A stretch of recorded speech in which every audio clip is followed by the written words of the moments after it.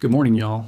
I want to open this one the same way I open any story with a genuinely dramatic title, by telling y'all exactly what is accurate about it and what needs a little more nuance, because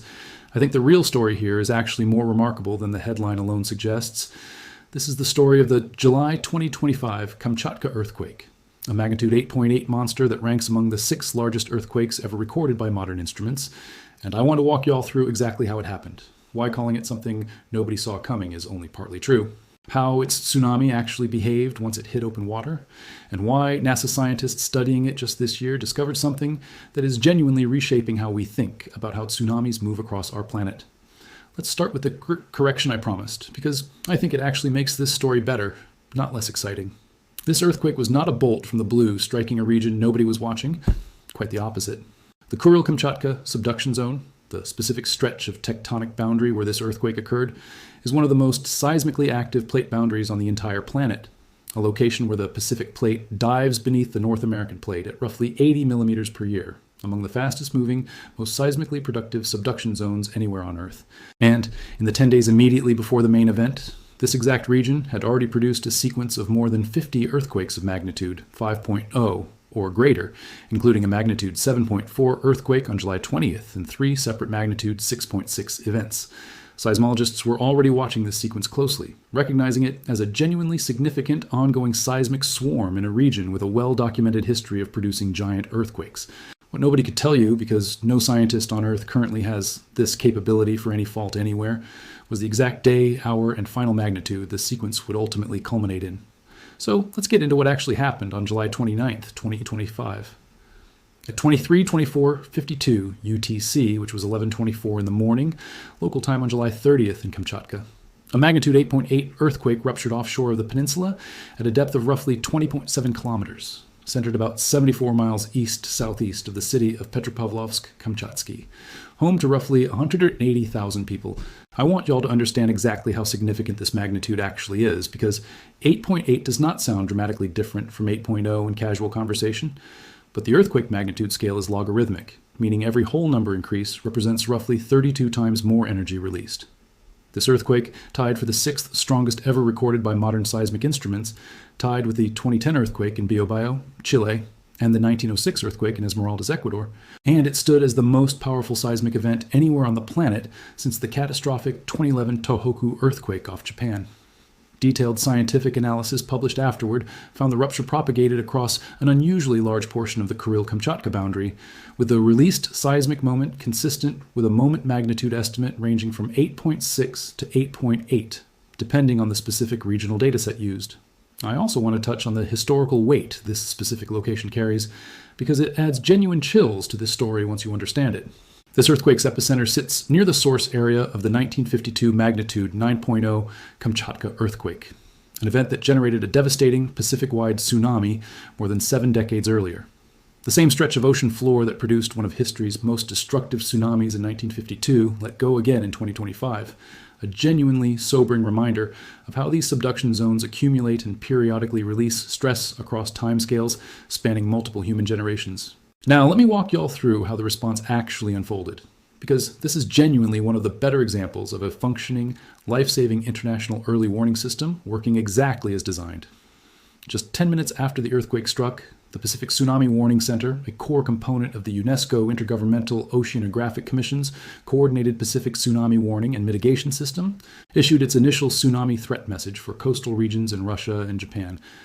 Within moments of detecting the massive earthquake, a comprehensive suite of monitoring and assessment tools activated across multiple agencies to evaluate the impact and guide the emergency response worldwide, including the USGS's pager system, which provides rapid assessments of likely fatalities and economic losses immediately following a major earthquake anywhere on the globe. According to the International Oceanographic Commission's own assessment, decades of cooperation under this coordinated warning system meant millions of people were alerted within minutes, enabling immediate protective action and helping prevent significant loss of life. Now let me walk y'all through exactly how far and how fast this tsunami actually traveled, because the numbers here are genuinely remarkable. By 7:24 UTC, roughly 8 hours after the earthquake struck, confirmed tsunami waves had already reached Hawaii, thousands of miles away across the open Pacific. Tide gauges in Japan recorded wave heights up to 0.32 meters, Over the following day and a half, the tsunami continued spreading across the entire Pacific Basin, with countries across Central and South America and multiple Pacific Island nations receiving official guidance on the hazards as the wave energy continued propagating outward. In Japan specifically, the Japan Meteorological Agency issued widespread tsunami warnings extending from Hokkaido southward to Wakayama Prefecture on Honshu, the first large-scale alert of that kind issued since a major 2024 earthquake near Hualien, Taiwan. More than 1.9 million people were evacuated across Japan alone, including personnel and precautionary measures at the Fukushima nuclear plant. Traffic in Hawaii's capital came to a complete standstill as residents moved inland and to higher ground, with gridlock reported even in areas well away from the immediate shoreline. I want to explain the physics behind exactly how a tsunami manages to cross an entire ocean this quickly, because I think the mechanics genuinely surprise people. In the deep, open ocean, a tsunami wave is barely noticeable to a ship passing directly over it, often just a foot or two of sea surface rise spread across an enormous wavelength, but it moves at speeds that can exceed 500 miles per hour, comparable to a commercial jet aircraft. Because wave speed in open water depends directly on water depth, and the deep Pacific provides exactly the kind of depth that allows a tsunami to race across thousands of miles in a matter of hours. It is only as that same wave approaches shallow coastal water that it dramatically slows down to somewhere around 20 to 30 miles per hour, while simultaneously growing in height as its energy compresses into a shorter distance, which is exactly the transformation that turns an imperceptible open ocean ripple into the kind of destructive coastal surge capable of forcing mass evacuations. Now, let me address the title's claim about this tsunami crossing 3 separate oceans, because I want to give you all the honest, scientifically accurate version of this detail rather than simply repeating the dramatic framing. The destructive, hazardous tsunami wave action from this earthquake was concentrated specifically within the Pacific Basin, exactly where the warnings, evacuations, and confirmed wave measurements I just walked y'all through actually occurred. An earthquake of this magnitude does, however, generate seismic and sea level effects detectable well beyond the ocean basin, where the destructive waves themselves travel. Extremely large earthquakes like this one produce measurable oscillations that can register on sensitive tide gauges and seismic instruments located across the globe, including networks positioned in the Atlantic and Indian Oceans,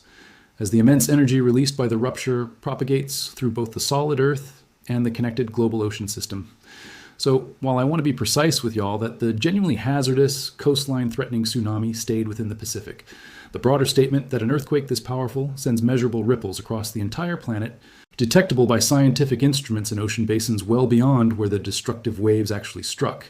is a scientifically accurate way to understand just how far-reaching an event of this magnitude truly is. Let me get into the genuinely new science that came out of this event, because this is the piece of the story I find most fascinating, and it directly ties into your channel's interest in cutting-edge weather and earth science technology. NASA and the French space agency CNES operate a satellite called SWOT, designed specifically to measure the height of the ocean surface with remarkable precision. Purely by chance, this satellite happened to be in exactly the right position at the right time to capture an unprecedented, high-resolution view of the Kamchatka tsunami as it crossed the Pacific. What that data revealed genuinely surprised the scientists studying it. The tsunami waves were far more complex and scattered than researchers had expected, directly overturning the long-held assumption that large tsunamis travel across the ocean as a single, relatively stable, well-defined wave. Instead, the SWOT satellite's detailed imagery showed a messier, more fragmented wave pattern, and separate ocean sensor data confirmed that the earthquake's actual rupture was longer than earlier models had suggested. Together, researchers say these findings could genuinely reshape how scientists model and predict tsunami behavior going forward, since a messier, more scattered wave pattern potentially carries different, and in some ways more dangerous, implications for coastal communities than the simpler single-wave model that has historically informed tsunami forecasting. I also want to mention a second, independent scientific instrument that captured remarkable data from this same event, because it adds another genuinely compelling layer to this story. Researchers from the University of Washington and Oregon State University documented how this same magnitude 8.8 earthquake and its resulting tsunami were captured in extraordinary detail by the National Science Foundation's Ocean Observatories Initiative Regional Cabled Array, a seafloor observatory located offshore of Oregon and Washington, one of the most advanced underwater monitoring networks on the planet, with more than 150 instruments transmitting real-time data back to shore at the speed of light. Having both a brand new satellite technology and an advanced seafloor cable network simultaneously capture this single event in such fine detail represents a genuinely unusual scientific opportunity, giving researchers multiple independent high-resolution data sets to cross-reference as they work to understand exactly how this earthquake's energy propagated through both the solid Earth and the ocean above it. Let me also touch on what happened in the earthquake's immediate aftermath on land, because the seismic activity did not simply end once the main shock occurred. The event was followed by 24 separate aftershocks exceeding magnitude 5.0, including a significant magnitude 6.9 tremor. A magnitude 6.8 aftershock off the Kuril Islands on August 3rd prompted a fresh, though ultimately short-lived, tsunami warning for parts of Kamchatka, with Russian emergency officials advising residents of only small waves on the order of tens of centimeters, before that specific alert was lifted the same day. And in a detail that genuinely underscores just how much stress this earthquake released across the broader region, the main shock was followed by an eruption at the nearby Klyuchevskoye volcano in Kamchatka, illustrating the close, interconnected relationship between major tectonic stress release and the volcanic systems sitting directly above the same subduction zone.